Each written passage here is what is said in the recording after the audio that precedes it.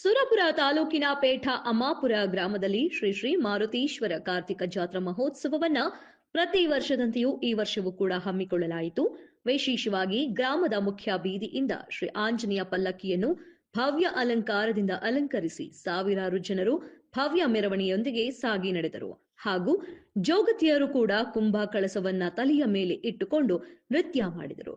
ಡೊಳ್ಳಿನ ಕುಣಿತ, ಮೈಮುರುಗಳ ನೀರಿನ ಎರ್ಚಾಟ ನೋಡುಗರ ಮನ ಸೆಳೆಯಿತು. ಗ್ರಾಮದಲ್ಲಿ ಸಂತೋಷದ ವಾತಾವರಣ ಕಂಡುಬಂತು.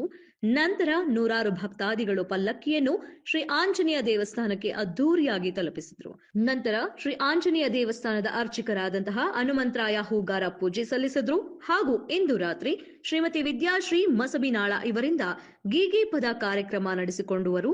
ಊರಿನ ಗಣ್ಯ ಮಹನೀಯರಾದ ವಿಠ್ಠಲವಿ ಯಾದವ್, ಹಣಮಗೌಡ ಪೊಲೀಸ್ ಪಾಟೀಲ್, ರಾಯಪ್ಪ ಗೊಗ್ಗಿ, ಶರಣಬಸಪ್ಪ ಸಾಹುಕಾರ, ಚಂದಪ್ಪ ಪ್ಯಾಟಿ, ಕುಮಾರಸ್ವಾಮಿ ಗುಡ್ಡಡಗಿ, ನದೀಂ ಸಾಬ್ ಇನಾಂದಾರ್, ಎಸ್ಎಂ ಮುಲ್ಲಾ, ಉಸ್ಮಾನ್ ಪಾಷಾ, ಸಣ್ಣ ಹನುಮಂತ ಹದ್ಗಲ್ ಹಾಗೂ ಊರಿನ ಯುವಕರಾದ ಮಹೇಶ್ ಯಾದವ್, ಪ್ರಕಾಶ್ ಯಾದವ್, ಹನುಮಂತರಾಯ ಟಕಣಿದಾರ್, ವಿಜಯಕುಮಾರ್ ಯಾದವ್, ದೇಪು ಪಸಲಾದಿ, ಸನ್ನಿ ಪ್ಯಾಟಿ ಮುಂತಾದವರು ಈ ಒಂದು ಕಾರ್ಯಕ್ರಮದಲ್ಲಿ ಭಾಗಿಯಾಗುತ್ತಿದ್ದಾರೆ.